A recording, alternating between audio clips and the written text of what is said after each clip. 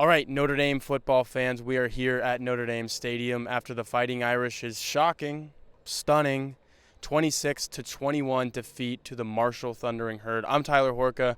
This is Patrick Engel. We are your blueandgold.com beat writers, and that's what we just witnessed for the last 3.5, 4 hours was a Notre Dame team that came in ranked number 8 in the country in the AP poll, number 9 in the country in the coaches poll, so a consensus top 10 team, a team that, despite a week 1 loss to Ohio State, still had college football playoff aspirations. If you win out 11-1 Notre Dame with the teams remaining on this schedule would probably get you into the playoff, but losing to Marshall in week 2 eliminates you from the playoff. Notre Dame could win its next 10 games and miss the college football playoff, but Patrick, we just watched a Notre Dame team that is not going to win its next 10 games. If you had to guess right now, let's start right there. What is the biggest issue with Notre Dame? Why did they lose to Marshall today?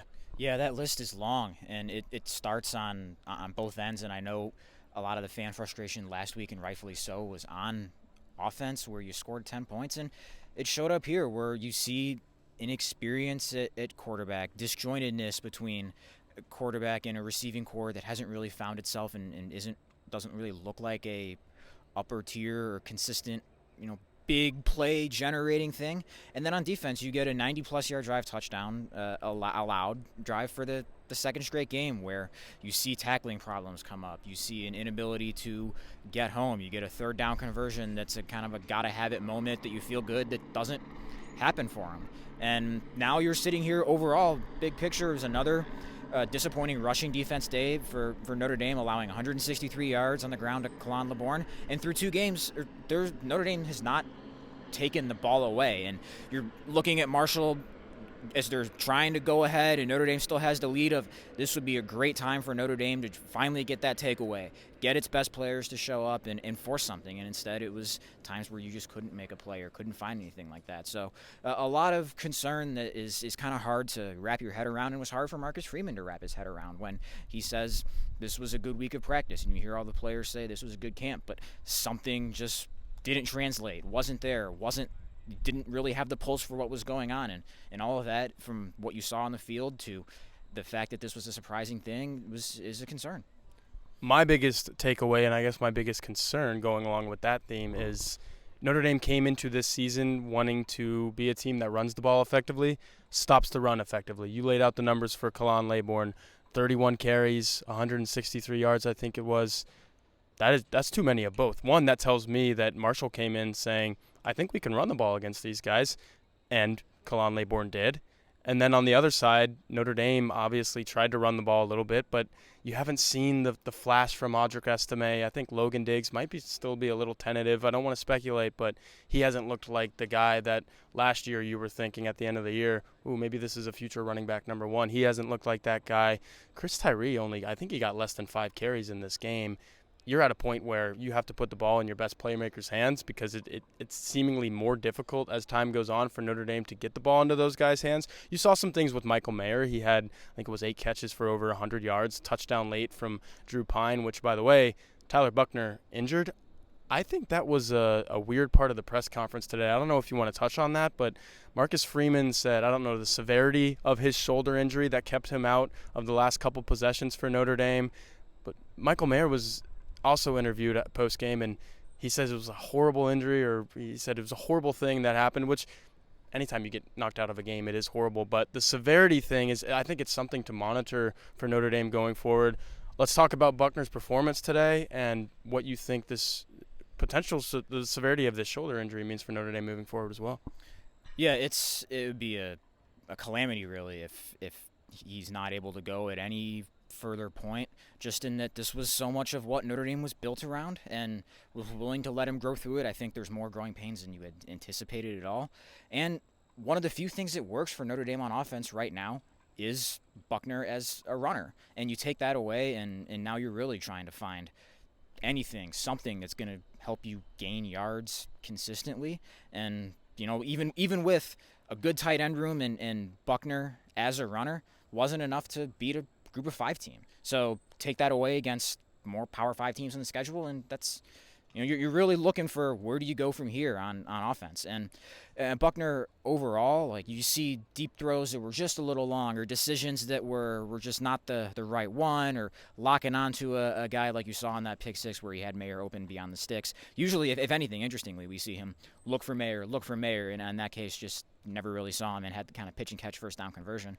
And instead, there's the game clinching really pick six. So yeah, definitely something to monitor. I saw him walk off the field on his own power, just kind of in the middle of a crowd there, and not that a shoulder injury is going to make you unable to walk to the best of my knowledge, but yeah, definitely something to monitor. And he came out mid-drive, so I'll take the word at it that it's an injury. But yeah, in a already bad situation that, if nothing else, could be at least confined to this week as far as disappointment and problems to fix, now you might be trying to pick up the pieces here with who knows. And if the last thing you want to add to that is a quarterback injury or quarterback problem or whatever it might be. Yeah, Tyler Buckner, when he was healthy, didn't exactly look the part of a Power 5, or in this case, Notre Dame being independent, college football playoff contender who could get a team there, or a guy that could win 10 games for your team. And again, there's a lot that is going wrong around Tyler Buckner right now. Notre Dame wants to run the ball. Notre Dame can't run the ball. That's an issue. Tyler Buckner, some of these throws, these intermediate throws that you knew he was going to have to make, he did lock onto that defensive back, and I think he was looking for Jaden Thomas, and that was an easy pick six, and really a game-sealing pick six. And the first interception as well is the same type of throw. You need to be able to make those throws to the sideline where you've got a guy one-on-one. If you put the ball in the right spot, your guy's going to get it. The defensive back can't. We've seen time and again, he could have more than 2 interceptions this season, if you ask me. There were a couple of Ohio State throws. Even the one to Lorenzo Styles at the beginning of that ball game against Ohio State was a little bit iffy. So the Notre Dame offense, there's just issues up and down the board. The offensive line, I don't think the miscommunications were as glaring as they were against Ohio State. But, again, you're facing a Marshall team that, I mean, I don't know, do they have a 4-star defensive lineman? I'm not sure. You're going up against a bunch of 3 stars, maybe even some 2 stars.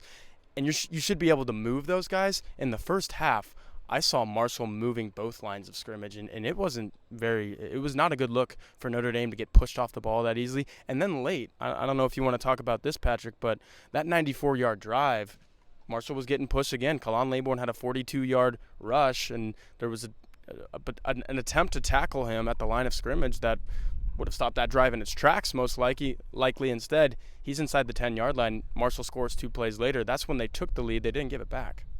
Yeah, you mentioned offensive line, defensive line driven, like we've heard Marcus Freeman say he wants to be a ton. And that's not even like lean into the run, old school, whatever. It's just you want to have a foundation on both of those lines. Not only was today not an example of that, or really this season, you kind of got a look at it from a group of 5 team that you were a 20-point favorite against. So in terms of humbling, that's probably about as humbling as it gets around here. And yeah, and one more thing on Buckner, I think you kind of see the experience and difference of him and a 6-year senior on the other side show up, in where you just kind of see throws that are sped up, throws that are a little hurried, and compared to Henry Colombi, who on that go-ahead touchdown was, you kind of think, oh, the play's dead, he's looking for something, just kind of stays put and doesn't really panic even as he's going off script, and finds his tight end there for the go-ahead touchdown. And that's, maybe that's, a throw Buckner makes in time where he learns to process things as you get through with it. But yeah, that I think that was just that's what an experienced QB can probably do, and Notre Dame just doesn't have that right now. Yeah, there are a lot of teams, probably Notre Dame included, who do not have a quarterback that would have been as patient as Henry Colombi was on that play to find his tight end streaking across the back of the end zone. And if Notre Dame makes a stop right there, Marshall probably kicks a field goal for the 3rd time inside in the red zone. Tie game, 15-15. Tyler Buckner probably doesn't come out and force that pass that sealed the game on the pick six. So if you watch this entire video, the takeaways are this Notre Dame team is scrambling a little bit right now. 0-2 to start the season. One of those losses, very respectable at the hands of a top 5 team in the country on the road against Ohio State. Today's loss against Marshall, not really the same case. So you've got 2 contrasting losses. You've lost in 2 entirely different ways. You never really want to be a team that's losing ball games all different kind of ways. So that's just where Notre Dame is right now. And I think Marcus Freeman said it in his post-game press conference. Michael Mayer said it in the post-game press conference. This team's got to find something. Number one, it's got to stick together because you cannot let this thing snowball. If you just lost to Marshall on your home field, you could lose to Cal next week. All of a sudden, you're 0-3 going on the road to face North Carolina, who's got a pretty potent offense. So it's going to be imperative for them to turn this thing around and turn it around quickly. But for all of our coverage, go to blueandgold.com. We'll have plenty of it, and it's only $1 to sign up for an entire year of access, 12 months of premium access, $1. Get all things Notre Dame football from me and Patrick. We are blueandgold.com.